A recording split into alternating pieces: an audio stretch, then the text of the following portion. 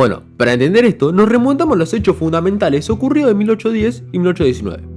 Primero comenzaremos con los antecedentes que lograron impulsar a Buenos Aires en dicho proceso revolucionario. Para el año 1806, 1500 hombres desembarcan en la pequeña Buenos Aires, que apenas contaba con 20 o 30.000 habitantes. Las milicias criollas lograron vencer a las fuerzas británicas. Hubo un segundo intento de colonización en el año 1807, pero esta vez con 10.000 hombres, y Buenos Aires se defendió ferozmente. Pero no todos estuvieron en contra de los invasores. Una minoría comercial oligarca juró lealtad a la corona británica. La flota sajona fue vencida por las milicias y el pueblo porteño. De ese momento algo cambió definitivamente. En Europa estaban pasando por guerras napoleónicas. En 1808, Napoleón decide invadir a Portugal. En el transcurso del camino, los franceses deciden gobernar España poniendo como rey a José I de Bonaparte. Fernando VII, legítimo rey de España, fue a prisión. Esta noticia muy impactante llega a América. En Buenos Aires se empezó a gestar una rebelión. A principios del siglo XIX en Buenos Aires se empezaron a manifestar varios pensamientos, nuevos políticos, económicos y culturales, los cuales generaron una rivalidad entre criollos, hijos de españoles nacidos en América, y peninsulares, personas nacidas en la península ibérica, España y Portugal.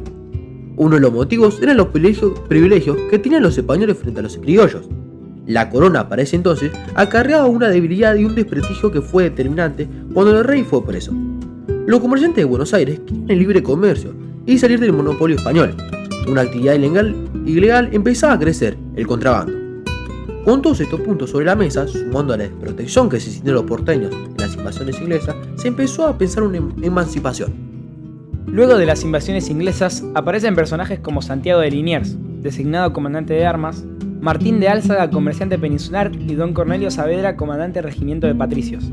En mayo de 1810, cuando la totalidad de España cae en manos francesas y la Junta de Cádiz se disolvió, el virrey Cisneros da la noticia el día 18 de ese mes y esto empezará a generar mucho revuelo. Era inminente tomar decisiones. Se avisa a las provincias del interior la llamada a un cabildo abierto y a destituir al virrey. Entonces, el 25 de mayo de 1810, se dispone una junta de gobierno aún fiel al legítimo rey. Esta junta fue encabezada por Cornelio Saavedra, los vocales Castelli abogado, Belgrano abogado, Ascuénaga militar, Alberti sacerdote, Mateu comerciante y Larrea comerciante, los secretarios Paso y Moreno. Desde el interior de esta junta se ven reflejados pensamientos e intereses opuestos y comenzar la verdadera revolución. En la junta hubo diferente pensamiento para la continuidad de la soberanía monarca. Una de estas fue la teoría de la retroversión de la soberanía, dicha por Castelli en el Cabildo Abierto. Esta dice que, si el rey no está, la soberanía vuelve al pueblo, ya que estos tienen derecho a asumirlo y tomar decisiones para elegir a sus autoridades. Durante 1810 y 1815 se desarrollaría una lucha entre liberales y absolutistas. Los dos tendrían ideas muy opuestas. Por un lado, los liberales querían establecer un nuevo régimen basado en la soberanía popular y la división de poderes, que puedan garantizar el derecho de los ciudadanos y su participación en el gobierno. Por el otro lado, el absolutismo sostenía la idea de mantener el mismo régimen basado en la autonomía suprema del rey. Luego de que se incorporaran nuevos integrantes del interior, la Junta Gubernativa se transformó en la Junta Grande, el primer gobierno con representación nacional.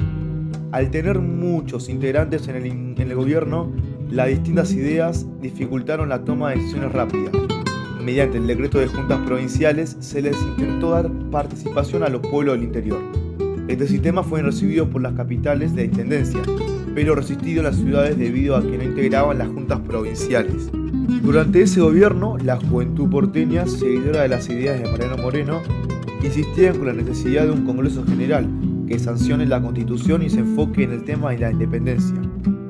Estos se reunían para criticar al gobierno, en especial al presidente Saavedra, en el Café Marco. Para poder expandir sus ideas principales, organizó la Sociedad Patriótica. Utilizaron unas tiras celestes y blancas. Este grupo intentaría dar un golpe, la cual fracasó. A fines del año 1810 se iniciaron varios conflictos contra funcionarios españoles que no reconocían al nuevo gobierno. Estos conflictos tuvieron lugar en Alto Perú, el Paraguay y la Banda Oriental. Estos tres se conocieron como los frentes de guerra. En el Alto Perú obtuvimos la victoria en Suipacha el 7 de noviembre de 1810. Se consiguió liberar al Potosí y se expandió la revolución. Luego, el 20 de junio de 1811, tuvimos la derrota en Huaki. Los revolucionarios se retiraron hasta Jujuy. A mediados del 1811, la situación militar fue decayendo. La derrota en Huaki afectó mucho, dejando el Alto Perú en manos enemigas. La Junta decidió enviar a Saavedra al frente de guerra, dejando el gobierno sin su principal autoridad.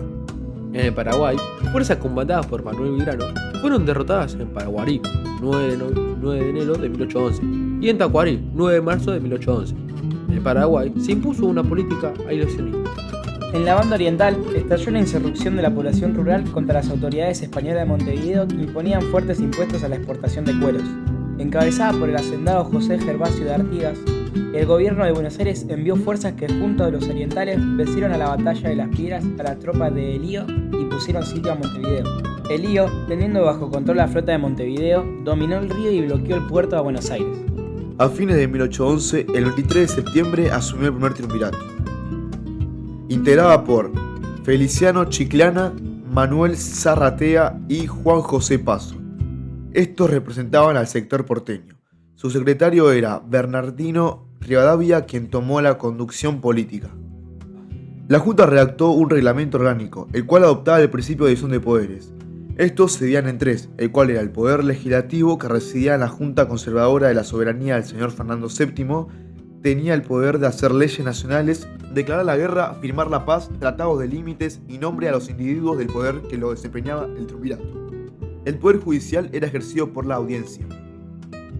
El triunvirato, viendo esto, decidió tomar cartas en el asunto. Dejó sin efecto el reglamento, asumió la totalidad del gobierno, disolvió la Junta Conservadora y sancionó el Estatuto Provisional. Luego de que el triunvirato tuviera un golpe contra él, decidió expulsar a los diputados del interior, suprimiendo las juntas provinciales, quedando el poder en los porteños. El gobierno, bajo el control de Rivadavia, mantuvo la política de aparente fidelidad a Fernando VII, dejando de lado todo lo referido a la independencia y constitución. Rivadavia ordenó a Manuel Belgrano a guardarla en la bandera, quien en el frente de la barranca de Paraná, en Rosario, la izó por primera vez el 27 de febrero de 1812. La Logia Lautaro era una sociedad secreta con la finalidad de luchar por la independencia de la organización constitucional en América. Esta logia, presidida por Alvear y su vicepresidente San Martín, quien había sido incorporado al ejército, el gobierno le encomendó la organización de un cuerpo de caballería, o sea, el regimiento de granaderos a caballo. El gobierno estaba desprestigiado por su política centralista y negociadora, en la que la logia intentó de cambiar al gobierno mediante el apoyo a la candidatura de Monteagudo. La logia legalmente no pudo llegar al poder, con lo cual provocó un golpe el 8 de octubre de 1812, haciendo que el primer triunvirato se disuelva. Terminando el año, el nuevo gobierno es integrado por Rodríguez Peña, Álvaro Jontes y Juan José Paso, quienes juraron por Dios y la patria y no por Fernando VII. El nuevo triunvirato convocó una Asamblea General Constituyente, más conocida como la Asamblea del año 13. En el transcurso de la asamblea se crea el escudo, el himno, la moneda nacional y define el 25 de mayo como fecha patria. También se declara la libertad de vientres y la eliminación de los títulos de nobleza. Se liberan los indígenas del pago del tributo, se deroga la Inquisición y la tortura y se pone fin al tráfico de esclavos. La asamblea también tenía como objetivo la concentración del poder. Disuelven el triunvirato y crea un poder ejecutivo unipersonal, el directorio, que duró de 1814 a 1820. Luego de declararse el directorio, sucedieron varios hechos los cuales postergarían la declaración de la independencia. Algunos de estos son la liberación de Fernando VII, la derrota de la segunda campaña del Alto Perú, Vilcapugio y Ayohuma, la transformación del gobierno, el reemplazo de Manuel Belgrano por San Martín en el norte, en la posta de Yatasto, el 21 de enero de 1814, la derrota de la flota española en Montevideo y Artigas declarando enemigo de la patria. Ya para 1815 la situación parecía complicarse cada vez peor. Fernando VII quería continuar la guerra y reconquistar sus colonias. Se convocó un nuevo Congreso Constituyente, pero esta vez en Tucumán, en donde el 9 de julio de 1816 se declaró la independencia de las Provincias Unidas del Sudamérica. En ese tiempo se usó el Sudamérica porque expresaba dudas e indefiniciones políticas del momento. Ya con la independencia declarada, faltaba definir cómo organizar el nuevo orden político. Ya no dependía del monarca ni de España. También hacía falta establecer una constitución y para ese objetivo se tardó 3 años. En 1817, el Congreso se había trasladado a la ciudad de Buenos Aires, la cual era la sede del gobierno en la que residía el directorio. Ese cargo fue ocupado por Pueyrredón entre 1816 y 1819. Para dictar la nueva constitución debían ponerse de acuerdo los diputados, quienes tenían diferencias. Un grupo quería que el tipo de gobierno fuese fuertemente centralizado en Buenos Aires y por el otro lado quería que sea un régimen federal integrado por las provincias autónomas. Luego de muchos debates en el Congreso se sancionó la Constitución en 1819, en la cual se establecía principios modernos de organización política. Un régimen representativo con una base electoral y la división de poderes. La nueva Constitución era muy centralizada, y impedía que las provincias puedan dictar sus propias leyes y elegir sus propias autoridades. Con estas características, la nueva Constitución había fracasado. Con la expedición de San Martín al Alto Perú en 1817 y la disolución del gobierno dictatorial, se puso un fin al periodo de la Revolución por la Independencia. Al mismo tiempo, inició una etapa de las autonomías provinciales y la búsqueda de nuevas formas de una organización constitucional. Grupos denominados unitarios y federales entraron en un periodo de guerras civiles. La crisis del año 20 marcó el fin del sistema revolucionario, la descentralización política y el surgimiento del federalismo. Al final, las provincias armaron sus propios gobiernos representativos de los sectores sociales, luego de enfrentamientos y luchas por el poder. Las provincias sancionaron su constitución, estableciendo las instituciones, su gobernador, su legislatura, jueces y sus tribunales de justicia.